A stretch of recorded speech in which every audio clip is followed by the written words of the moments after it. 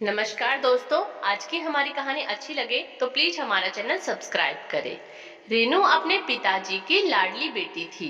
कोई भी कुछ बोले या डांटे तो उसके पिताजी को सहन नहीं होता था। रेनू इतने लाड प्यार से बिगड़ गई थी। उसके पिताजी की वजह से उसे कोई डांट भी नहीं सकता था। रेनू के दो भाई थे, एक भाई उससे बड़ा और दूसरा उससे छोटा। जब रेनू बड़ी हो गई तो उसके पिताजी ने उसकी शादी अच्छे से घर में कर दी। उन्होंने बहुत सा दान दहेज दिया ताकि उनकी बेटी को कोई भी चीज की कमी ना हो। रेनू के ससुराल वाले बहुत ही अच्छे थे, पर रेनू सिर्फ अपनी ही मनमानी करती। अगर उसकी सास कुछ भी बोल दे तो वह बार बार अपने मायके जाने की धमकी देती। कुछ समय बाद रेनू के एक पुत्र का जन्म हुआ। रेनू और पति के बीच छोटी सी नोकझोंक हो गई। रेनू ने गुस्से में अपने मायके वालों को बुला लिया। उसके पिताजी ने उसके पति पर दहेज का झूठा केस कर दिया और अपनी बेटी को अपने घर लेकर चले गए। रेनू कुछ महीनों तक तो अपने मायके में बहुत ही शांत और घमंड से रही। उसका पति भी कुछ समय बाद रिहा हो गया था, पर उसका केस अभी चल रहा था। रेनू का बेटा भी अब धीरे धीरे बड़ा हो गया था। जब वह अपने पिता के बारे में पूछता तो वह डांट मारकर चुप करवा देती। रेनू की माँ से अब इतना काम नहीं होता था, जिस कारण रेनू को ही घर का सारा काम करना पड़ता था। रेनू के बड़े भाई की भी शादी हो गई। उसकी भाभी जब अपनी ननद को और उसके बच्चे को देखती तो गुस्से से बोलती, घर के खर्च कम थे क्या, जो जिंदगी भर इन दोनों के खर्चे भी उठाने पड़ेंगे।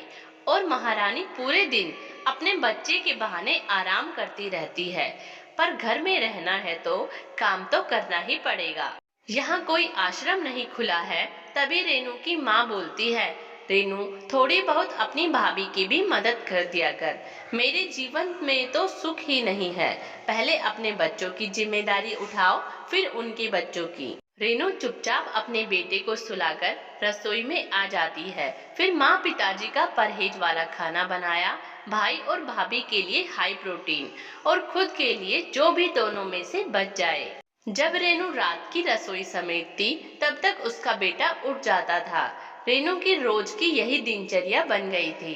रेनू ने चीकू के लिए दूध तैयार करती और धीरे से वह अपने कमरे का दरवाजा बंद कर लेती, क्योंकि अगर उसके बेटे की रोने की आवाज उसकी भाभी या उसकी माँ को सुनाई देती तो वह उस पर ही चिल्लाते।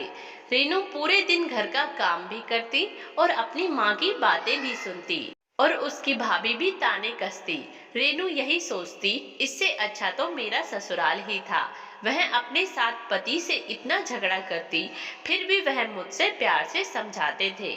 मैंने गुस्से में आकर गलत फैसला लिया। फिर एक दिन रेनू अपने ससुराल जाती है और अपने किए की माफी मांगकर रोने लगती है।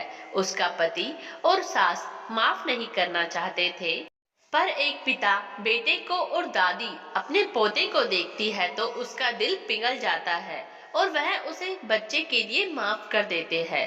लेकिन उन्होंने उसके सामने एक शर्त रखी थी कि उसे ससुराल या मायके दोनों में से किसी एक को ही चुनना पड़ेगा।